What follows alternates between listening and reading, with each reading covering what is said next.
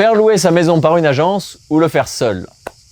Bonne question. Bonjour, je suis Sébastien Grosjean, le fondateur et directeur général de Smiley. Aujourd'hui, on va discuter de vos options pour faire louer votre maison en location courte durée. Vous avez plusieurs options qui s'offrent à vous, à savoir soit avec une garantie d'un prix fixe, soit à la commission mais on s'occupe de tout, soit vous faites à peu près tout mais vous pouvez en garder plus, soit vous allez voir peut-être une option alternative pour un d'entre-deux. La première option, une rentrée garantie.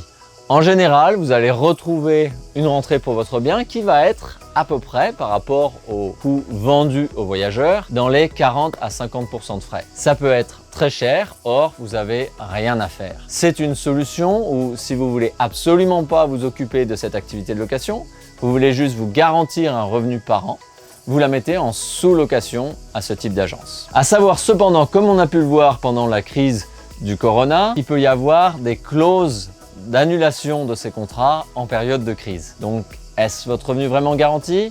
À vous de savoir, mais dans tous les cas, assurez-vous de bien être conscient de ce que vous signez. En option 2, on va avoir les agences plus classiques, qu'on a tendance à appeler conciergerie en France, qui vont être une agence qui travaille à la commission, à savoir, chaque réservation, vous allez récupérer un pourcentage. En général, vous payez cette agence dans les 30 à 40% pour leur service de gestion, plus les frais complémentaires, à savoir à vos charges, les frais de blanchisserie, de ménage ou de maintenance. Donc on voit qu'on retrouve sur des rendements à petit peu près similaires, or un petit peu moins de garantie fixe, mais un potentiel de rentabilité quand même un peu plus fort. Vous gardez aussi une grosse souplesse sur votre propriété, à savoir que vous pouvez y aller beaucoup plus facilement. Quand vous la louez à plein temps, cette propriété n'est plus accessible en général pour votre usage personnel. Ces activités de location, à savoir de gestion, conciergerie comme on les a appelées, vont s'occuper autant de l'accueil du propriétaire, de la partie ménage et gestion des équipes de ménage, de maintenance si le besoin est, s'assurer que votre propriété reste dans un bon état,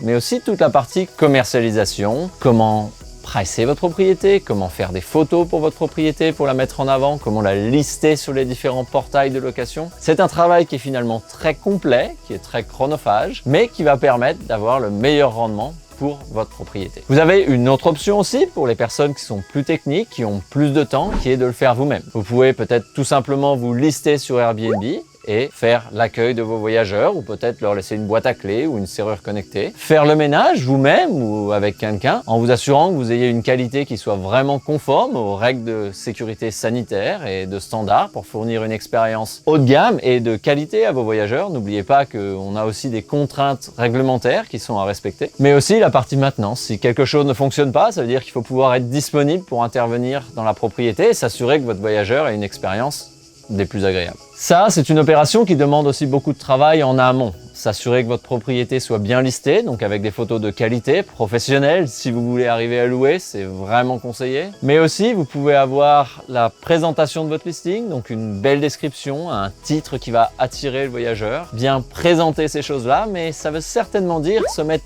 plus que sur un seul axe comme Airbnb. On a vu Airbnb, ça peut être très bien. Si vous voulez faire une semaine ou deux par an, c'est parfait, c'est certainement suffisant. Cependant, si vous voulez une activité un petit peu plus rentable, vous approchez d'une sécurité financière, voire peut-être de partir en vacances en famille, d'avoir une qualité de vie améliorée, dans ce cas-là, vous avez intérêt à diversifier votre propriété, à augmenter le nombre de personnes et le type de personnes qui vont voir votre bien. Pour faire cela et vous aider, vous pouvez le faire à la main, je vous le déconseille, beaucoup de risques, double réservation, des prix pas à jour, des casse-têtes à choisir. Faites attention, ou utilisez des outils qui vous permettent d'automatiser ces choses-là, mais encore une fois, vous êtes souvent à aller toucher un peu des boutons dans tous les sens, et ça demande beaucoup d'investissement, en tout cas de votre côté. Nous, chez Smiley, on est convaincus que les propriétaires ne devraient pas gaspiller leur temps à gérer des réservations, mais plutôt fournir une expérience exceptionnelle à leurs voyageurs. C'est pour ça qu'on a créé une seule application pour lister votre propriété automatiquement sur plus de 1000 portails, Airbnb, Booking.com, Abritel, Vrbo, Expedia et ainsi de suite. Il y en a des milliers. Et en même temps, vous assurez une rentabilité très forte. C'est une expertise de classe mondiale. Nous sommes aujourd'hui dans le top 3 des partenaires Airbnb au monde, dans le top 3 des partenaires Expedia au monde.